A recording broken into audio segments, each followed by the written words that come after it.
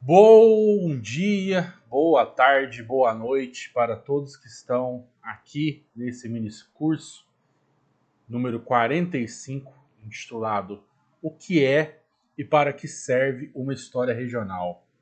Ele foi construído, está sendo construído, a proposta foi construída, está sendo construída pelo doutorando Glauco José Costa Souza e por minha pessoa que vos fala, Ricardo Luiz de Souza. Nós temos o grande prazer de, nesses 4 encontros, de 1 hora, 50 minutos, 1 hora em média cada, podemos passar um pouco das experiências que nós temos sobre a história regional, sobre como ela é construída, como ela é ressignificada e como era principalmente era importante elo de identidade entre as pessoas de uma região, um local específico, como que essas relações elas podem nos auxiliar em investigações, como no caso do patrimônio cultural, e como que a história regional ela nos ajuda a preencher lacunas de uma historiografia maior, como que ela nos ajuda a preencher lacunas problemáticas de uma historiografia, seja do Estado, seja da nação, ou seja do mundo. Então, temos que enxergar a história regional como uma espécie de um tijolo em que a sua constituição, para se formar uma parede, ela é modal, ela é de extrema importância, extrema relevância. É assim que nós temos que enxergar a história regional. Então, o que a gente, do nosso curso, hoje, segundo encontro que vocês estão tendo conosco, quais são os objetivos da história regional? O que nós queremos fazer acerca desses estudos sobre a história regional? Quais são os objetivos que nós temos? Eu acredito que muitas das pessoas que se inscreveram no nosso minicurso, elas são profissionais ligadas à área do patrimônio cultural, ou ligadas a memorialistas, ou que querem estudar ou aprofundar mais os seus estudos, seja na dissertação de mestrado, no trabalho de conclusão de curso, ou na elaboração da tese de doutorado, sobre a região na qual elas estão inseridas. Então, é muito importante, principalmente, utilizar quais são os objetivos que você busca acerca dessa investigação.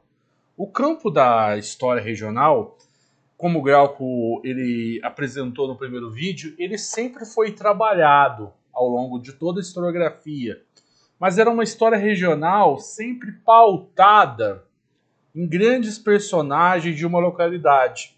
Quais personagens eram esses? E quais são os personagens que, de certa forma, até hoje os historiadores, memorialistas, etc., ainda utilizam dessa figura para poder passar, construir essa história regional?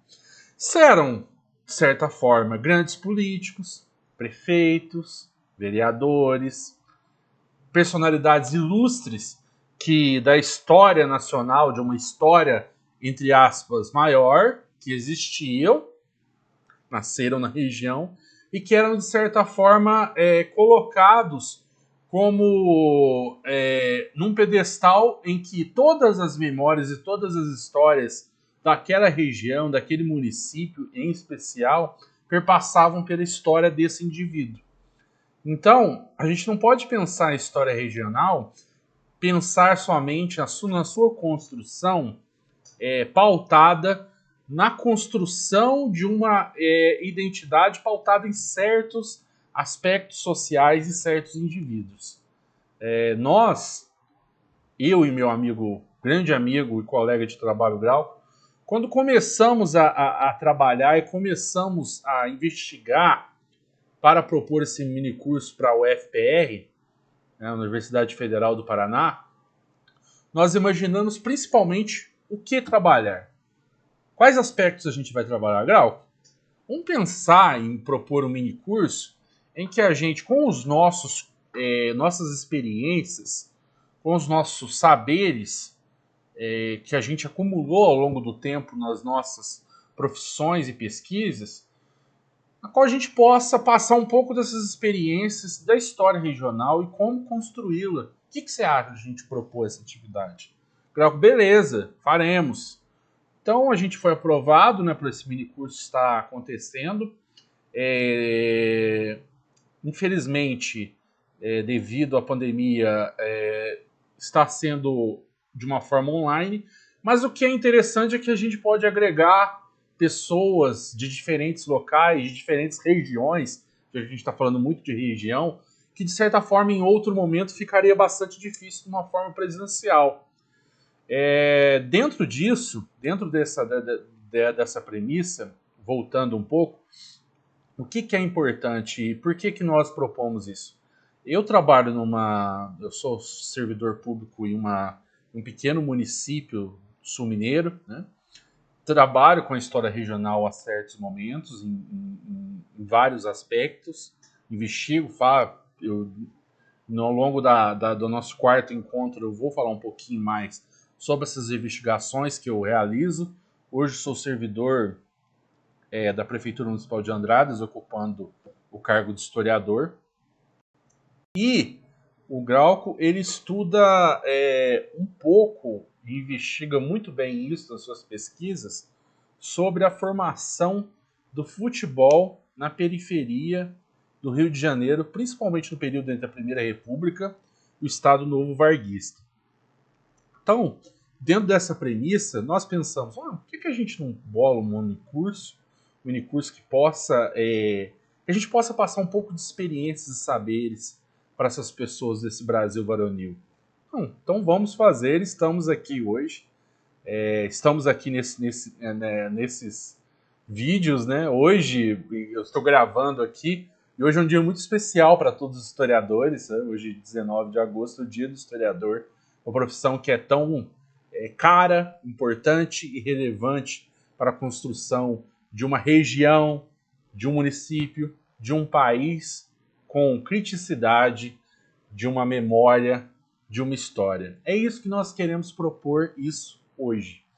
Então, os objetivos da história regional, eles são objetivos que, de certa forma, buscam, a partir de uma realidade local, tentar ligar essa história que é local a uma macro-história e, de certa forma, problemáticas que não foram solucionadas ou estão de uma forma geral nessa macro-história, elas podem ser investigadas, trabalhadas, quando você leva isso para o micro, quando você começa a fazer uma conexão de locais, de histórias, de memórias.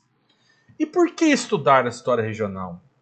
Principalmente, hoje nós vivemos num mundo em que a homogeneidade trazida pela globalização, como Milton Santos nos anos 90, nos anos 80, ele escreveu muito sobre isso, ele debateu muito isso, que a globalização é um movimento que ele busca fazer uma homogeneização da sociedade, desculpe aí pela dificuldade em citar a palavra, mas em que todas as pessoas elas começam a se comportar de forma igual.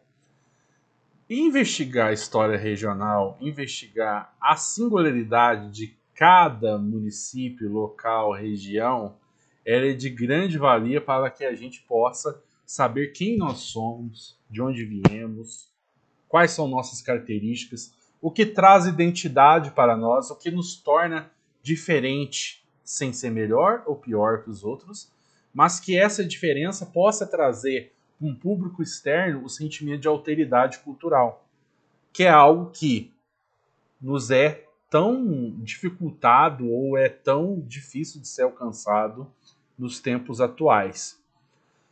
Dentro dessa premissa, a história regional, ela também, por que era importante para se estudar? O Glauco ele citou no último vídeo uma coisa muito importante, que ele trabalhou principalmente como que a história regional ela pode fazer com que nossos alunos, com que nossos saberes, os alunos das nossas, né, hoje a gente pode contar, a gente pode perceber que talvez muitos dos inscritos destes mini cursos, né, dessas aulas que nós estamos propondo, são também professores de história, filosofia, ciências sociais, etc., que trabalham no chão de sala de aula, como a gente popularmente diz, né, dentro da nossa profissão.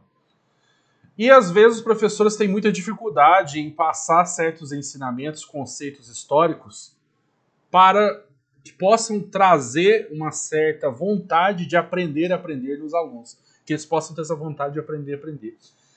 E o ensino da história regional, o ensino da história local, ele pode fazer isso, essa ponte entre esses conhecimentos, de certa forma, são muito abstratos, longínquos para os alunos, mas que se forem trabalhados dentro da localidade, dentro da realidade na qual estão inseridos, eles podem passar a ter certa preponderância.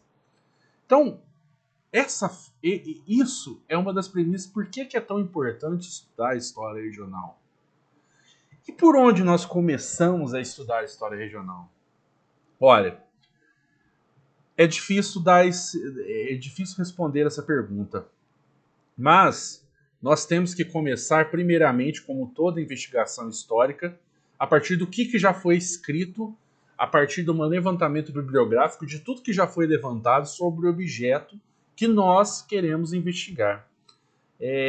Recentemente, nos últimos dias, eu percebi uma pesquisa muito interessante de história regional e nos mostra como que esse campo é um campo que é tão farto para pesquisas, para novas investigações do nosso campo historiográfico.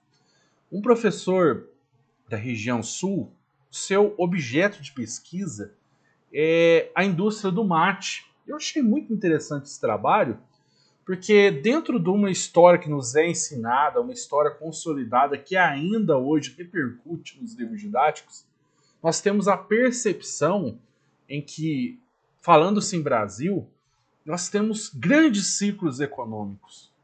Nós temos... a gente teve o ciclo do ouro em Minas Gerais no século XVIII, nós tivemos o açucareiro, nós tivemos outro ciclo que é o café, mas parece-me que o que acontece nesses períodos, parece-me que só se tinha isso no período, que só se trabalhava com isso, que só se produzia isso. E os outros produtos? Era só o ouro que se trabalhava em Minas? Era só com açúcar no Nordeste, no Rio de Janeiro? E os outros produtos? E as outras interações regionais? E esse mercado interno que ia surgindo com o aumento do povoamento? Como que isso é investigado? Como que isso é trabalhado? Então a história regional ela nos ajuda a problematizar toda essa historiografia, todo esse trabalho historiográfico que até hoje é consolidado em muitos materiais e até hoje é trabalhado com uma forma crítica, de uma forma bastante crítica. Porque ela nos ajuda a mostrar que o Brasil do século XVIII, Minas Gerais não foi feito somente de ouro. Não foi feito somente do comércio do ouro. E os tropeiros? E quem plantava as roças? E quem comercializava? Quem comprava esse ouro? Entenderam? Do povoamento. Onde se plantava os alimentos? E essas redes de abastecimento que iam sendo criadas. Como que isso se deu? Essas vilas que depois vão virar municípios, elas surgem? Como vão surgindo? Então, é muito interessante trabalhar a história regional, principalmente desse ponto. Ela nos mostra que, de certa forma, as relações econômicas, as relações socioeconômicas, sociais, políticas, elas têm uma conexão diferenciada em cada região. E elas se ligam, se multiplicam para formar esse dito macro.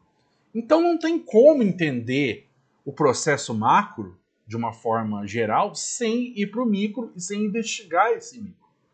Então por isso que a história regional ela é tão importante, ela é tão relevante para o historiador que quer investigar certo processo histórico. Certo, pessoal? E quais são os principais conceitos?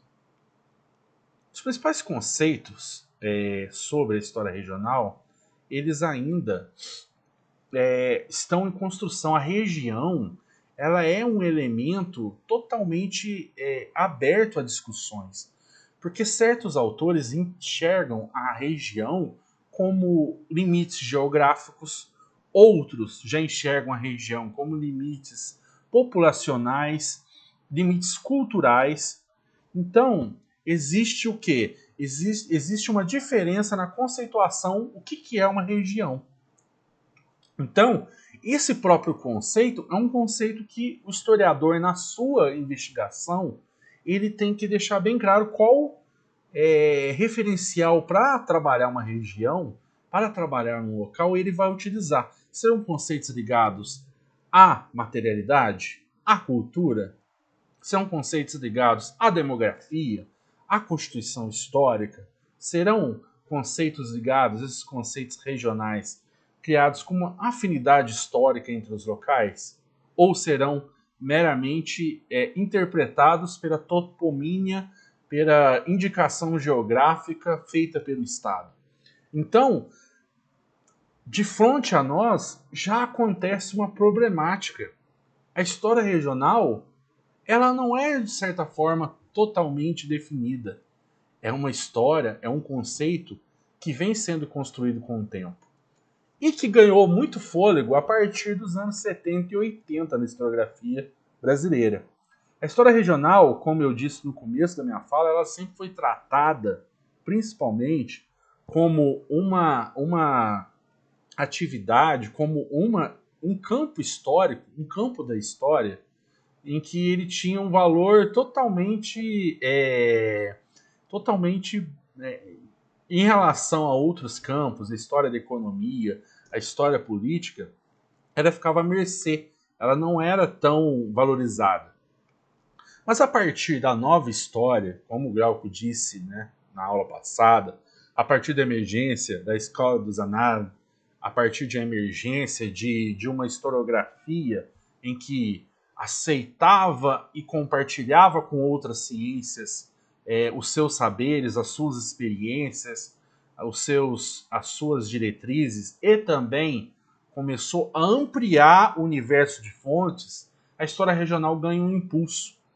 Então, hoje, a história regional ela é um dos campos historiográficos que tem ganhado uma atenção muito grande, principalmente a partir de uma descentralização trazida pelas políticas educacionais de ensino superior que aconteceram de meados dos anos 2000 para cá. Os campos universitários, cursos de história, filosofia, letras, geografia, ciências sociais, eles acabaram também indo para o interior das regiões, não ficando só nas capitais. Isso foi um processo muito importante para a construção de uma história regional. Por que eu falo isso? Porque novos pesquisadores começaram a enxergar novos objetos de investigação, novas referências, novos locais para se praticar uma pesquisa, começaram a enxergar toda essa míriade que nós temos, que é o Brasil, que é esse caldeirão cultural. Essa descentralização universitária foi importantíssima para o enriquecimento da história regional. E principalmente, né, eu falarei na quarta aula, o último ponto aqui, quais fontes e metodologias utilizar. Eu vou dar só um pequeno spoiler, né, uma palavra que é muito em voga hoje. Eu vou trabalhar com vocês algumas metodologias, principalmente na próxima aula. Hoje talvez não dê tempo de falar tanto, mas eu vou falar um pouquinho agora e aprofundar no nosso último encontro sobre fontes. Interessante é que a história regional, a partir dessa nova história, desse novo aceite por parte dos historiadores de uma escola histórica que começou a enxergar que fontes podem ser variados objetos, e nós temos, dentro disso, uma míriade. A gente tem muitos objetos de muitos locais diferentes que podem ser usados como portadores de um potencial para o estudo de uma história regional. São fontes que podem nos auxiliar, principalmente, como portadoras de discursos.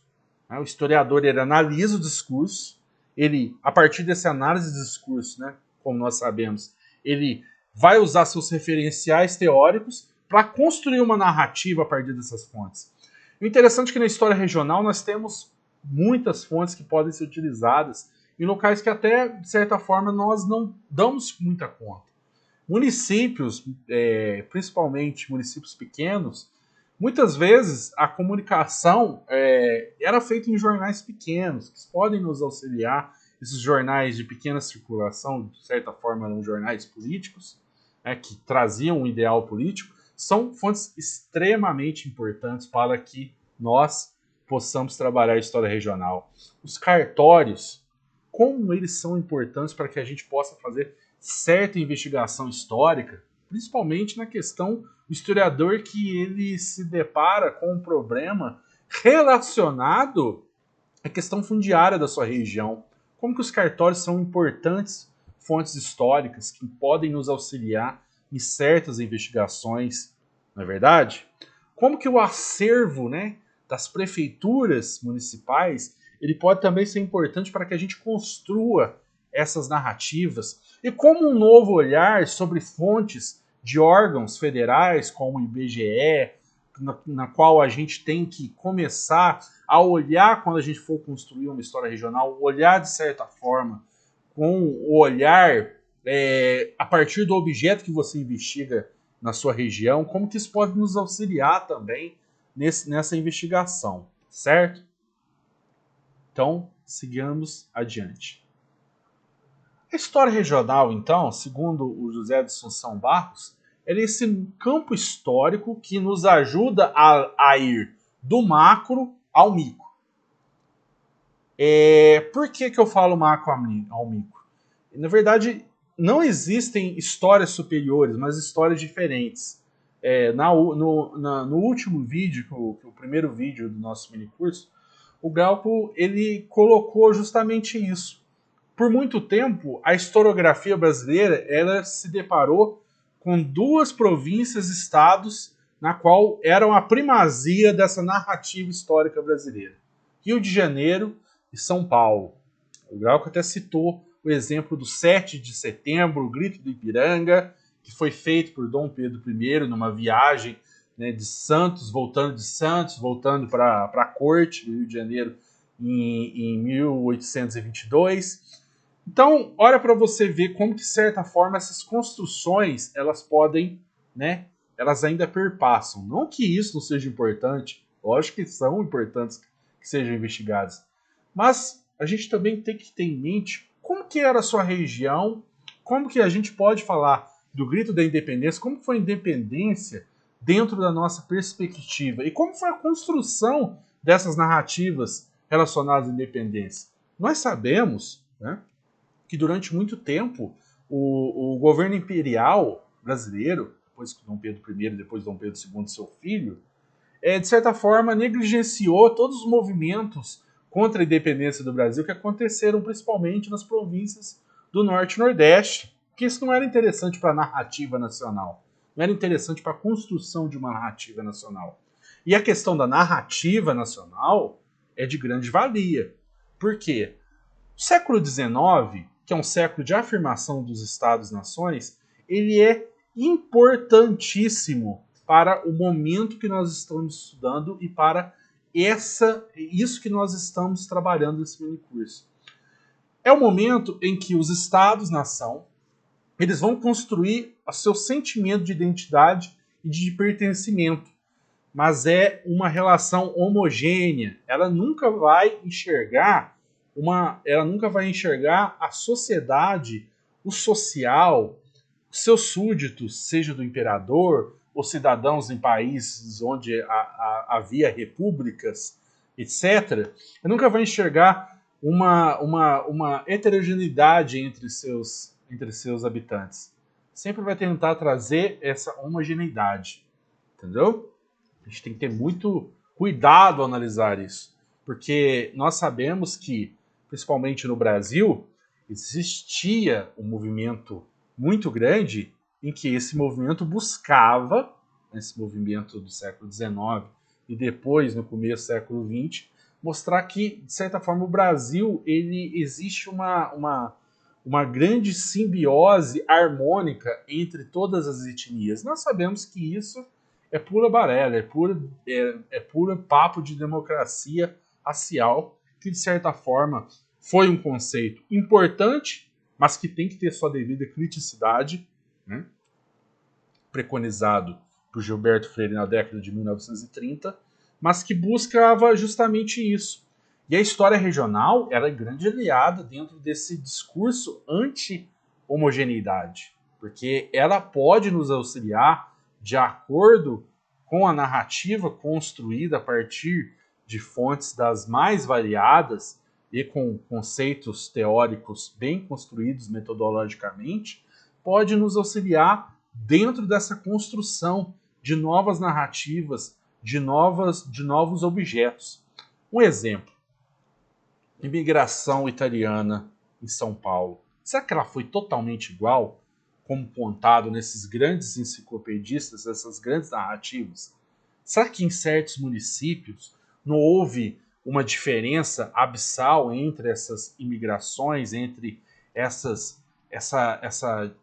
substituição da mão de obra escrava negra, na década de 1880, 1888 após, com esses imigrantes que chegaram? Será que esses projetos não foram diferentes de local para local?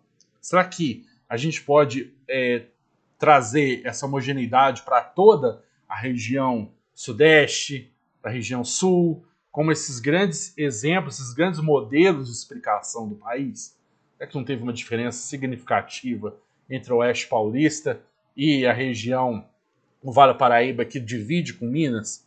E essas regiões que eram limites de estados, de províncias, como que se deu a integração desse imigrante italiano, espanhol, português nessas regiões? Olha para você ver o campo da história regional, quanto que ela pode auxiliar para que novas problemáticas e novos debates sejam feitos. Como que isso é importante e como que isso traz, de certa forma, uma construção de história, como o meu grande amigo Glauco diz, mais democrática, em que várias vozes, em que vozes que outrora eram ocultas possam participar dessa construção. Como eu disse no começo da minha fala, se vocês perceberem, parte da história regional contada, vou dar outro spoiler, eu adoro fazer isso, mas assim, eu vou falar muito de fontes, de uma fonte em especial, de um escritor, escritora bibliográfico, que todo historiador, ao investigar a história regional, ele tem que ter ciência dessa produção, que é o memorialista. Porém, já dando o spoiler, né, o memorialista ele tem que ser levado com uma certa acuidade crítica. Muita, por sinal. O memorialista ele não tem a formação histórica dentro da academia histórica, com metodologia, com a criticidade que tem que existir entre as fontes, entre estar aí as fontes a contrapelo, entre você tirar informações das fontes que de certa forma estão ocultas, e analisar o discurso das fontes, que é muito importante, porque cada fonte apresenta um discurso diferente, porque a fonte é resultado, de certa forma, de quem? Do seu produtor, das visões do seu produtor, as visões do tabelião daquela época, ou o censor do império, ou seja, o censor da república. As fontes são resultado dos seus tempos, então você tem que ter uma certa criticidade.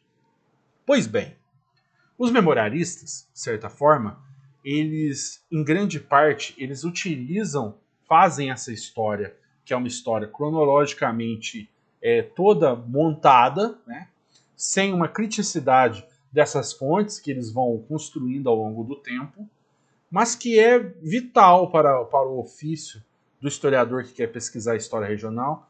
Por quê? Porque muitas vezes os memorialistas eles registram coisas que acontecem no dia a dia da localidade e aquilo é importante porque eles acabam registrando. Em 18 de fevereiro de 1917, instala-se o termo judiciário. E assim, são construções realizadas assim. Então, são importantes também quando o historiador ele vai construir sua narrativa histórica.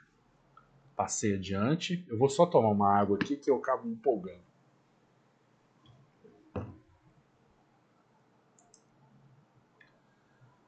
E dentro disso, então, o que é o importante? O que a história regional ela tem ganhado um foco, não só dentro da historiografia brasileira, mas também dentro de historiografias de outros países, dentro das academias históricas. Como eu disse, o mundo ele globalizado, as fronteiras hoje se tornam transponíveis. A internet, a partir dos anos 90, ela fez que todo mundo fosse conectado. Então, de certa forma, nós temos as culturas de hoje em dia, elas estão interligadas. Os povos estão interligados. Então, os costumes, de certa forma, tendem a desaparecer. Mas, por isso que a história regional ela tem sido usada principalmente para construir o sentimento de pertencimento, o sentimento de identidade de certo local. É um sentimento de se sentir sul-mineiro, ou quais são as características da minha região na Campana Gaúcha, o que é importante disso, o que é importante se eu vivo ali no Centro-Sul, Mato Grosso, o que eu vivo na região oeste da Bahia, quais são as características da minha região, por que a minha região oeste da Bahia é tão diferente, de certa forma, do ponto de vista socioeconômico, da capital Salvador. Então essas investigações, elas são importantes, porque elas nos ajudam a contar uma palavra-chave que a história regional está totalmente interligada. Patrimônio cultural. Não tem como pensar história regional sem pensar em outro campo da história, que é o patrimônio cultural. O patrimônio cultural ele é importantíssimo para que as pessoas saibam de onde elas vieram, o que elas são, o que elas querem, quais são as deliberações, o que elas querem proteger, o que é aquilo, por que aquele bem ou aquela tradição, aquela dança, aquela festa especial que ela traz de importante que ela possa ser preservada. Por que eu coloco os dois dentro do mesmo liame? A história regional ela auxilia muito na construção do patrimônio cultural, das políticas de patrimônio cultural. Porque não tem como construir a tradição, não tem como construir, de certa forma, construir o patrimônio cultural e suas políticas sem estudar a fundo a história regional, sem conhecer a história regional. E eu falei um conceito aqui que Hobsbawm critica bastante, inventor de tradições. Às vezes a gente inventa tradição, inventa coisas de certa forma para poder, a partir daquele momento, a partir de convenções que às vezes são arbitrárias, de cima para baixo, a gente inventa tradições, mas a história regional ela nos auxilia principalmente, e seu link e a sua ligação com o patrimônio cultural é justamente nisso, para que a gente possa ter essa fluidez e essa criticidade acerca dessas invenções ou não da tradição, que a gente possa construir ou não. Eu coloquei aqui uma obra dentro desse pequeno quadro, que é uma obra que eu acho importantíssima, se todos tiverem a curiosidade, chama-se As Tropas da Moderação, de Alcir Enhar. É um trabalho dos anos 70 importantíssimo. E é um trabalho que eu acho extremamente relevante para o que a gente quis propor para vocês nessa oficina, em caso, essa oficina de história regional que estamos propondo. Esse livro, o Alcir, ele teve uma sacada muito boa. E assim, a investigação dele é maravilhosa. O Alcir, ele trabalha a questão da formação desse Estado brasileiro pós-independência de 1822 ele trabalha a questão relacionada como que uma elite de tropeiros, de comerciantes, de mercadores que atuava no sul de Minas, olha só, ele vai do macro, que é a formação do Estado Nacional pós-independência e as políticas nacionais pós-independência, ao micro, a história do sul de Minas Gerais, de alguns municípios, né? Hoje um dos municípios é o município de Pouso Alegre, uma cidade pujante no sul de Minas. Mas voltando aqui, o que é a grande sacada do Alcir? O que é a grande importância, a relevância do trabalho dele? Por que eu acho que ele faz isso de uma forma espetacular? A partir de uma análise de fontes, tanto fontes relacionadas à política macro, à política da corte, como fontes relacionadas às comarcas e vilas na qual ele está trabalhando dentro desse sistema de abastecimento da corte, na qual ele começa a investigar essas redes de tropeiros que levavam materiais, que levavam alimentos, que levavam queijos, levavam couro, traziam sal aqui para a região do sul de Minas. Eu falo para vocês aqui da região sul de Minas, como que essas elites comerciantes elas ajudaram na consolidação da política nacional. Então, olha só, percebam bem, o Alcir, nos anos 70, ele faz uma coisa inovadora. Ele vai do micro ao macro e do macro ao micro, relacionando essas histórias e mostrando que existe uma ligação entre elas. Existe, sim, uma forma de se trabalhar processos históricos sobre diferentes viés, objetos temporais. Olha só que maravilhoso.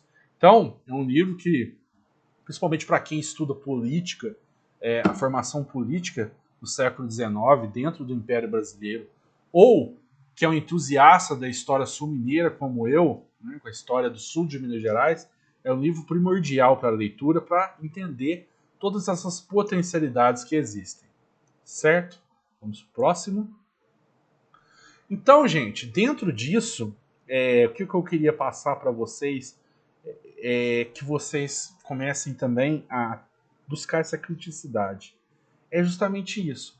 Como que as histórias elas se conectam? Essas fotos aqui, elas são referentes a um distrito que existe até hoje na minha cidade natal. Vou contar um pouco. Eu sou natural de um município que tem hoje em torno de 14 mil habitantes no sul de Minas Gerais. Chama-se Monte Belo. E durante muito tempo, né, do comecinho do século XX até o fechamento da linha férrea, em 1967, né, o que acontece? A Jureia, hoje, um distrito de Monte Belo, chamava-se Tuiuti, e depois, em 1948, chama-se Jureia, começa a se chamar Jureia, ela foi um grande entroncamento ferroviário, rodoviário não, rodoviário depois, ferroviário, entre duas linhas férreas muito importantes.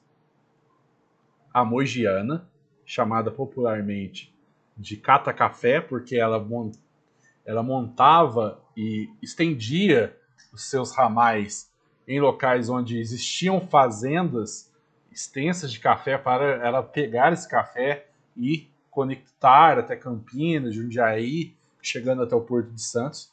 Vocês separarem dos mapas, depois, os mapas ferroviários da Mogiana, a gente percebe muito essas extensas ramificações que ela possuía. Isso que era chamado de cata-café.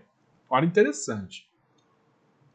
E nessa estação, né, que mostra aqui na foto aqui abaixo e aqui a foto mais acima, essa estação ela ligava também a estrada de ferro, né, oeste de Minas. Então era um entroncamento importantíssimo que existia ali na Jureia. O que eu estou querendo chegar nesse ponto? Por que você está falando de um local que com certeza 99% de vocês nunca ouviram falar? Sabe o que é o mais importante que acontecer aqui, além desse entroncamento ferroviário, esse entroncamento de produtos, de pessoas? Eram as ideias que circulavam aqui. Era um local em que, se acontecia uma coisa na República, poucas horas depois, todo mundo já sabia que numa época sem internet, telégrafo ainda incipiente, que era um local que conectava pessoas. Era um entrocamento que você chegava até a capital República do Rio de Janeiro e chegava até São Paulo, para você ir para outras regiões do estado de Minas. Então, percebe-se que, como a partir de um ponto, de um distritinho que hoje tem seus 1.000 habitantes, né, que então é interessante falar que é o distrito que decide eleições no meu município, quem o candidato que ganha Juré ganha a eleição. É mais ou menos um ditado que existe, todo mundo de Belém sabe isso. Mas o interessante é como que essa pequena história de um distrito, como que essas narrativas construídas a partir de uma ferrovia, da sua patrimonialização, da sua importância econômica, cultural, elas estão ligadas a uma história ferroviária sul-mineira e uma história ferroviária nacional. Como que a partir da investigação dessa pequena estação, desse pequeno entrocamento no Tuiuti, atual Jureia, você pode solucionar problemáticas relacionadas e você pode inferir novas problemáticas relacionadas à história das ferrovias do Brasil. Então, isso que é o mais importante para mim dentro da análise da história regional. Essa é uma pesquisa que eu venho desenvolvendo há algum tempo sobre a história relacionada à ferrovia e o seu entrocamento aqui na Jureia. Então a gente percebe muito, dentro das fontes que a gente analisa, essa questão tão latente que é esse intercâmbio de produtos, de ideias, de pessoas. Acho que isso que é o mais importante dentro dessas conexões que acontecem. Né? Não tem como não falar, né, de Minas, de onde eu estou falando, sem falar de trem. O trem ele tem toda essa conexão com a nossa história, com a nossa identidade, etc. Vamos pro próximo. Como eu disse, a relevância do seu estudo. Olha, dentro de uma perspectiva educacional, como eu havia relatado, nós professores nós temos uma dificuldade, às vezes, né, seja nas nossas atividades relacionadas a patrimônio cultural, seja as atividades relacionadas aos nossos objetos de estudo, ao período histórico que nós estamos trabalhando, em relacionar o conhecimento que está dentro da apostila, do livro didático, à realidade ou ao meio ambiente que cerca o aluno. Então, de certa forma, a gente não pode deixar de oferecer, principalmente, como Demerval Saviani diz, às classes populares, todo o saber que foi produzido e sistematizado pela humanidade. De forma alguma, não estou falando isso que a gente tem que abandonar os estudos sobre a Primeira República e o que acontecia no Rio de Janeiro, o que acontecia com as deliberações levadas a cabo pelos cafeicultores em São Paulo. A gente não pode esquecer disso. O que acontecia no Sul, né, o que estava acontecendo no Nordeste, nas principais capitais. Mas, de certa forma, o professor, ao pesquisar e ao trabalhar com a história regional, a partir das pesquisas que vão surgindo, e como eu disse, com a descentralização dos ensinos das universidades de história trazidas para o interior a partir dos anos 2000, ele pode também relacionar o que estava acontecendo nesse nível, de certa forma, colocado como a história dita oficial, com o que estava acontecendo na sua região, que se relaciona com a sua região. Um exemplo. Tem como não falar da Primeira República sem falar do café, correto? Tem como. Café, até 1900, até a emergência do governo varguista, provisório, industrialização dos anos 30, era o principal produto brasileiro. Até hoje, né, um importante produto, apesar de ser 3% do PIB, não tem essa importância toda que teve outrora, mas não tem como não falar na história do Brasil sem falar do café. E quando a gente toca no assunto café, imediatamente a gente remete a São Paulo. Só que não foi só São Paulo, e não é só São Paulo. Apesar que já São Paulo ainda é um produtor de café, mas a gente, um exemplo aqui que eu dou de Minas Gerais, a gente pode trabalhar dentro dessa política, dentro do que o café representava na política nacional, na economia nacional, relacionar com os municípios onde o café ainda é uma economia importante. Olha só, você, além de tudo, está relacionando o que aconteceu no passado com o que está acontecendo no seu presente, com a atividade econômica que acontece até hoje no seu município. Olha como que você pode relacionar assuntos, como você pode relacionar ideias, você pode relacionar objetos que parecem tão distantes para os alunos, mas fazem parte da sua realidade. Às vezes, os alunos, eles vão se sentir valorados, porque às vezes algum aluno, ele provém da zona rural, sua família trabalha com aquele produto especial, ele vai se sentir valorizado ao conhecer também a história do produto na qual eles tiram seu sustento, a sua subsistência, saber que aquilo é produto histórico. E nós sabemos, nós como historiadores, como amantes das ciências humanas, nós sabemos que todo homem, toda pessoa é um agente histórico, que é um agente da história. Então, gostaria que vocês tivessem isso em mente. Nosso próximo. Gente, assim, eu vou dar um pequeno panorama aqui de como que a história regional, às vezes, ela pode estar inserida em objetos, em fontes, que a gente não tem nem ideia que são extremamente importantes e ajudam a contar a região, o seu bairro, o seu município. Aqui, a música, eu vou cantar um pouco para vocês aqui, também vou utilizar meus poderes de sambista, mas assim, como que, de certa forma, as músicas, elas e as tradições, as cantigas, as festas, as celebrações, elas são pontos históricos importantíssimos para investigar a história regional, o seu objeto de pesquisa, a sua temporalidade que você escolheu na sua pesquisa. Vou cantar para vocês, todo mundo já ouviu, né, essa canção chamada O Meu Lugar, né? E prestem atenção como que essa canção, ela de certa forma, ela ajuda a descrever as características históricas, sociais, religiosas, humanas daquele local, que é Madureira. O meu lugar é caminho de Ogum e Ançã. Lá tem samba até de manhã e uma ginga em cada olhar. O meu lugar é sorriso, é paz e prazer. O seu nome é lindo dizer, Madureira. Depois eu gostaria que vocês fizessem um pequeno exercício de ouvir essa música, seja nas plataformas digitais, seja no YouTube, seja no Spotify, qualquer plataforma. Ouçam com esse olhar que eu estou lançando.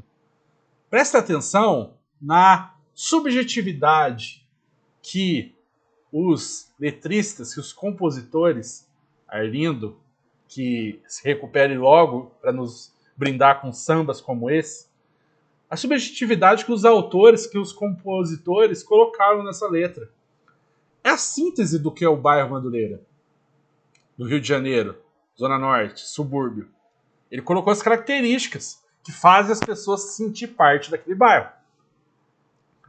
O seu nome é lindo dizer Madureira. É caminho de Ogum e Ançã. O que isso quer dizer? Quer dizer que naquela localidade a cultura afro-brasileira, a religião afro-brasileira de matriz africana, como a Umbanda e o Candomblé, elas são agentes perpetuadores de uma identidade regional, identidade daquele bairro. E assim, essa letra é maravilhosa porque ela vai tratar de coisas relacionadas à boemia do bairro, às pessoas do bairro, de como que elas são relacionadas, de como se elas relacionam entre si, qual que é a importância para o bairro. Esse bairro se relaciona com outras localidades da cidade do Rio de Janeiro. Por que eu coloquei essa letra aqui? Não coloquei, obviamente, primeira coisa, para mostrar meus dotes de cantor. Não foi por causa disso.